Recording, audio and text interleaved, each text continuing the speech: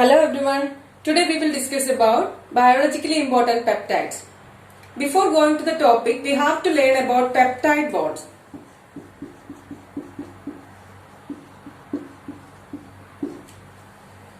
The carboxylic group of one amino acid can be joined to the amino group of another amino acid by a covalent bond. It is called as peptide bond. So the carboxylic group of one amino acid joined to the amino group of another amino acid by a covalent bond. It is called peptide bond. In the process of formation of a peptide bond, a molecule of water is eliminated. For example, R1 CHNH2 C double bond O OH plus NH2 CH COOH R2. These are two amino acids. When they combine together to form a peptide bond, one molecule of water is released.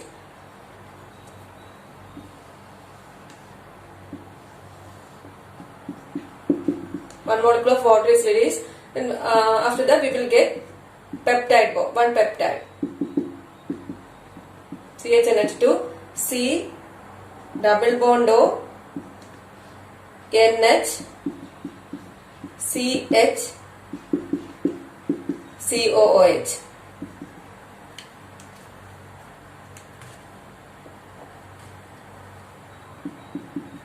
Here the CONH group is called peptide. CONH bond is called peptide bond. When two amino acids are joined together by one peptide bond, it is called a dipeptide. When two amino acids are joined together by one peptide bond, it is called dipeptide. When three amino acids are joined together by two peptide bonds, they are called tripeptides. If three amino acids, two peptide bonds, they are tripeptides.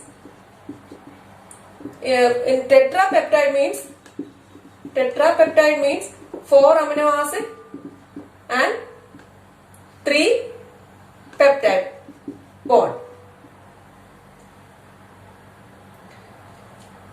Peptides varying from the simplest dipeptide to very long polypeptides and are present in human body. Chains that contain fewer than 50 amino acid residues are called peptides or oligopeptides. So next we will see biologically important peptides. Some small peptides which have significant biological activity are formed as a result of hydrolysis of large proteins or by synthesis.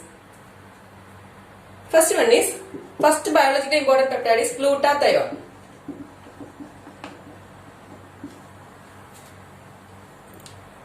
Glutathione is a tripeptide. It's a tripeptide. It consisting of glutamic acid, cysteine and glycine. So it is a tripeptide consisting of glutamic acid, cysteine and glycine. By dehydrogenation, it converts to disulfide trisulfide form and function in oxidation reduction systems. Its main functions are: glutathione is an important reducing agent in the tissues. It is an important reducing agent in the tissues. They oxidize the glutathione. We can represent it as GSSG. This oxidized glutathione is harmful to tissues, especially to RB cells and lens proteins, and is converted to reduce the glutathione GSH, which is required for the integrity of RB cell membrane and lens proteins. So this oxidized glutathione GSSG is harmful to tissues, especially to RB cells and lens protein. They are converted to reduced glutathione GSH. This reduced glutathione is required for the integrity of RB cell membranes and lens proteins. By donating H2, it helps to destroy H2O2, hydrogen peroxide. Destroy hydrogen peroxide and other peroxides in cells. This reaction is catalyzed by the enzyme glutathione peroxidase. Glutathione peroxidase. So, by donating protons, it helps to destroy hydrogen peroxide and other peroxides in cells. This reaction is catalyzed by the enzyme glutathione peroxidase. It acts as a coenzyme with the liver enzyme glutathione insulin transhydrogenase. Glutathione insulin transhydrogenase.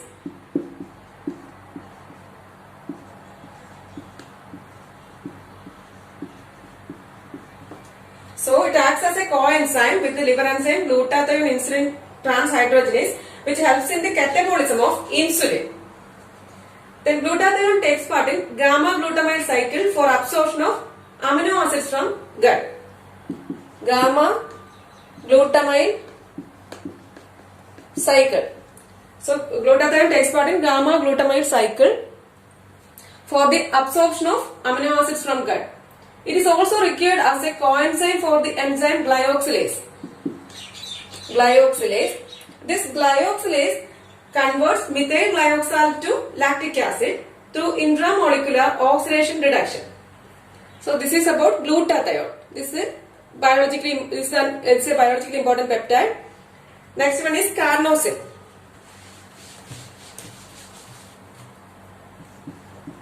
Carnosine. Carnosine is a dipeptide. Dipeptide consisting of beta alanine and histidine. Beta alanine and histidine. Methyl carnosine is called anserine. Anserine is methyl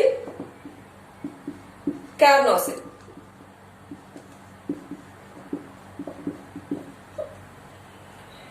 These carnosine and anserine are water-soluble dipeptides of voluntary muscles. Both carnosine and anserine occur in muscles. In myopathies, methyl derivatives of histidine is found in urine. Main functions are to buffer the pH of anaerobically contracting skeletal muscle. To buffer the pH. To buffer the pH of anaerobically contracting skeletal muscle. Next function is both activate myosin ATPase activity in vitro. Myosin ATPase activity. They activate myosin ATPase activity in vitro. Both chelate copper and enhance copper uptake. Enhance copper uptake. Thus, they may participate in pathologic process in Wilson's disease. Carnosine is hydrolyzed to beta alanine and histidine by the enzyme carnosinase. Is hydrolyzed to beta alanine and histidine by the enzyme carnosinase. So that's about carnosine. Next biologically important peptides are bradykinin and kallidin. Bradykinin and kallidin. Bradykinin contain 9 amino acids and kallidin 1 and 2 are there. They contain 10 amino acids. Kallidin 1 and 2. They contain 10 amino acids. They both have relaxant effects on smooth muscle. Relaxant effects on smooth muscle. That is the function of bradykinin and kallidin. 9 amino acid, 10 amino acid. Next one is oxytocin and vasopressin. Oxytocin and vasopressin. They are found in pituitary gland. These are cyclic peptide hormones made up of 9 amino acids. They are cyclic peptides.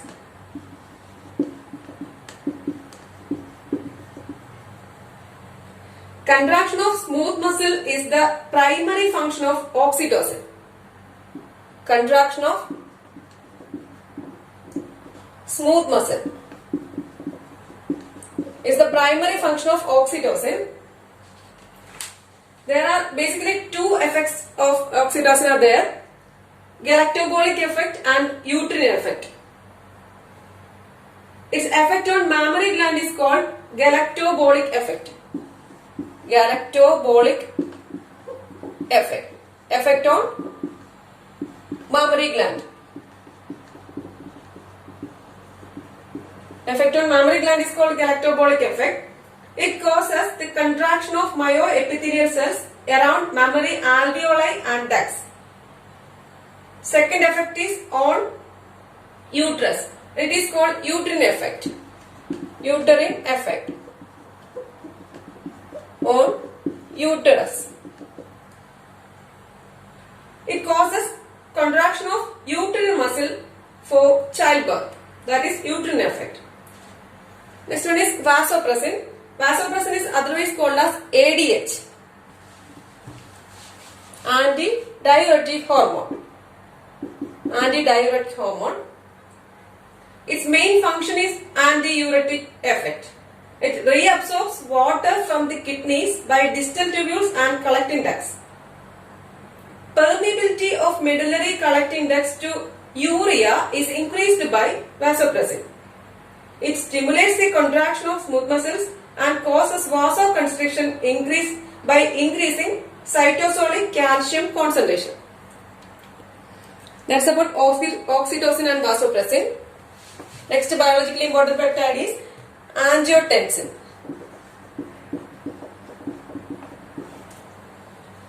Angiotensin. The enzyme renin is released from kidneys.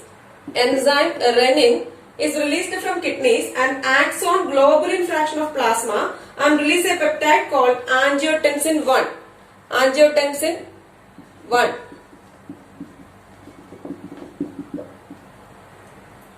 It is 10 amino acid. It contains 10 amino acid. So, renin is released from kidneys and acts on globulin fraction of plasma and releases a peptide called angiotensin 1, which contains 10 amino acids, which has only a slight effect on blood pressure. Angiotensin 1, slight effect on BP. This angiotensin 1 is then converted to angiotensin 2. Angiotensin 2 by splitting of 2 amino acids. So it contains 8 amino acids. It has greater effect on BP. Greater effect on BP.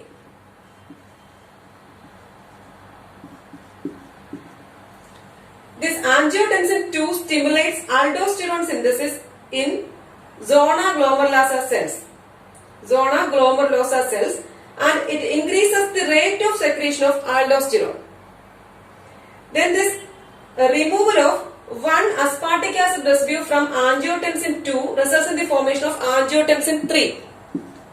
Angiotensin 3, removal of one aspartic acid residue from angiotensin 2 results in the formation of angiotensin 3. So it contains 7 amino acids. This angiotensin 3 plays a role in pathology of hypertension. That's about angiotensin. Next one is Gastrin, Secretin and Pancreozymin. Gastrin, Secretin and Pancreozymin. These are gastrointestinal peptides. They act as hormones which stimulate secretion of bile and other enzymes of digestive juices. These are gastrointestinal peptides. They act as hormones which stimulate secretion of bile and other enzymes of digestive juices. Next one is beta corticotropin or ACTH. These are peptides which are hormones. ACTH stimulates the synthesis and secretion of glucocorticoids. Synthesis of glucocorticoids. ACTH stimulates the synthesis and secretion of glucocorticoids. They increase the availability of free cholesterol in fasciculator cells. Fasciculator cells increases the availability of free cholesterol in fasciculator cells. ACTH increases the conversion of cholesterol to pregnenolone. Cholesterol to pregnenolone. It increases the conversion of cholesterol to pregnenolone. It also stimulates HMP shunt pathway. Stimulates HMP shunt pathway by increasing the activity of G6PD and phosphogluconate dehydrogenase. These are the functions of ACTH. Next biologically important peptides are antibiotics.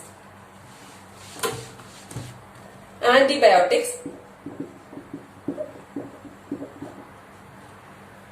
Penicillin, gramicidin, polymyxins, actinomycin, chloramphenicol are peptides and they act as antibiotics.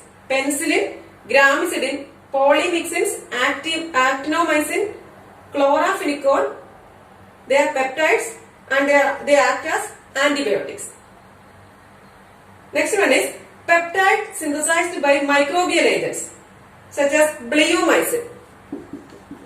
Bleomycin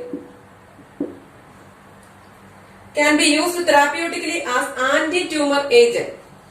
Bleomycin, they are peptides synthesized by the microbial agents. They can be used therapeutically as anti-tumor agents. Next one is brain peptides.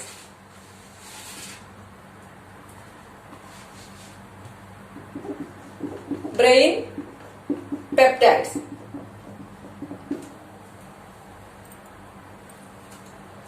Certain brain cells have receptors that bind opiates like morphine and they are called as endorphins. So certain brain cells have receptors that bind opiates like morphine and they are called as endorphins. Two pentapeptides, met-enkephalins and leu-enkephalin. Met-enkephalin and leu-enkephalin